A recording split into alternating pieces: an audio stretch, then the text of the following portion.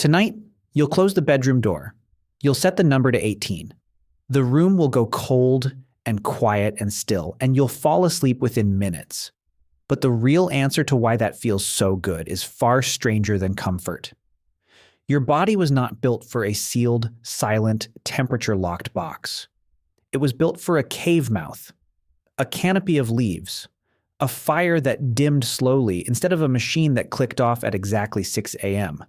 For nearly all of human history, sleep was never a single temperature. It rose and fell with the night. It rose and fell with you. Start with the number your doctor never explains. Your core body temperature drops by about 1 to 2 degrees Fahrenheit as you fall asleep. This isn't random. It's a switch.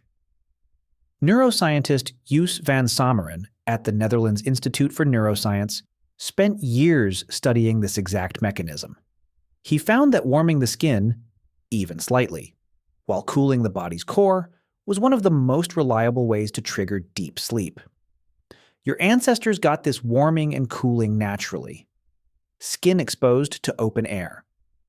Core insulated by a fire's dying heat. A body wrapped in furs, while the face stayed cool against the night. Modern air conditioning breaks that rhythm in half. It cools everything at once. Skin, core, air, blankets. There's no gradient left to fall through. Your brain, which evolved to read temperature change as a signal, gets silence instead. And silence is not always safety. Sometimes it's confusion. Here's where the story gets stranger. In 2013, sleep scientist Kenneth Wright at the University of Colorado Boulder took a group of people camping for 1 week. No electricity, no air conditioning, no screens. Just tents, sleeping bags, and the natural rise and fall of temperature and light. Within days, something in their bodies rearranged itself. Their internal clocks shifted nearly 2 hours earlier.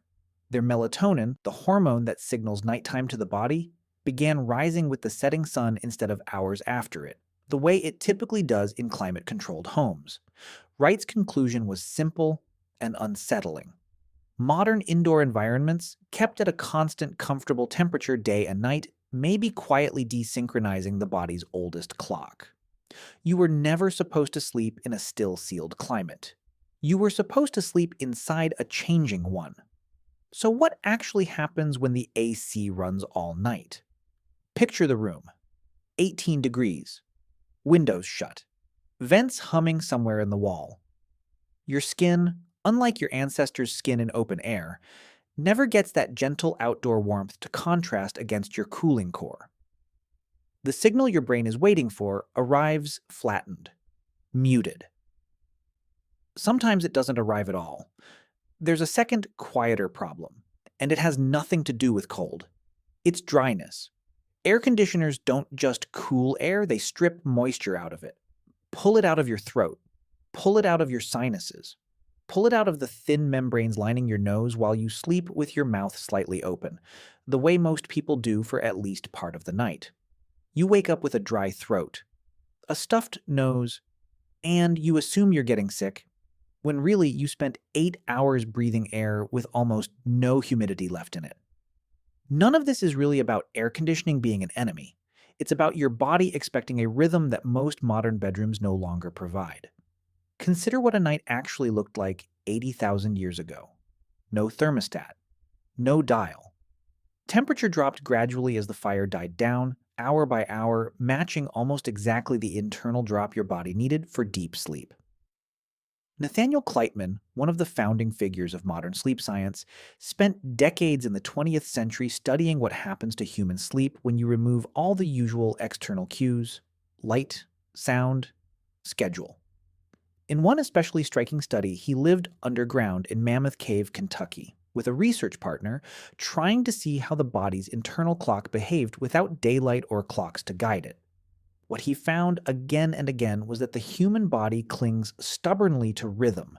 Even in total isolation, it tries to recreate cycles of rising and falling temperature, rising and falling alertness. Left without any cues, it invents its own, which means the danger was never really the air conditioner itself. The danger is a flat line where your body expects a curve. Think about how you feel on a night when the AC cycles on and off naturally, dipping and rising as the thermostat clicks. Compare that to a night where it runs at one dead flat temperature for 8 straight hours. Most people sleep lighter, wake more often, and feel foggier the next morning during the second kind of night, even if the room felt perfectly comfortable the entire time. Why? Because comfort and biological signal are not the same thing. A flat, cold room can feel pleasant while still failing to tell your brain what it needs to hear. Comfortable and communicative are two different jobs, and modern climate control is extremely good at only one of them. Now, here's the twist most people never expect. The actual fix isn't turning the air conditioner off. It's giving your body back the shape of a night it evolved to expect. A slightly warmer room in the first hour, easing gradually into cooler air as the night goes on, mimics the natural drop your ancestors felt as embers faded. A small window cracked for airflow reintroduces the humidity and AC strips away.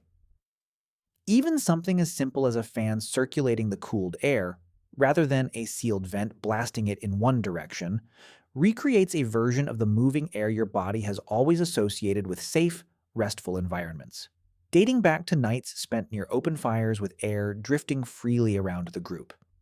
This is why some sleep researchers now recommend programmable thermostats that gradually lower the temperature over the first 2 hours of the night, rather than snapping to one number immediately at bedtime. It isn't about avoiding technology, it's about asking that technology to imitate the rhythm your body already trusts. There's something almost humbling in this. For all the engineering behind modern climate control, for all the precision of a machine that can hold a room at exactly 68 degrees for 8 uninterrupted hours, your body still prefers the imperfect shifting warmth of a dying fire it hasn't seen in tens of thousands of years. You can build the most advanced cooling system in the world, and your oldest biology will still be listening for embers. So tonight, when you close the bedroom door and set the number to 18, notice what you're really doing. You're not just choosing a temperature, you're choosing whether your body gets to feel a night or just survive one. The room will go cold and quiet and still. But the real danger was never the machine keeping it that way. It was forgetting that your body was built for change, not stillness, and that somewhere underneath every comfortable, climate-controlled night, it's still waiting for the fire to fade.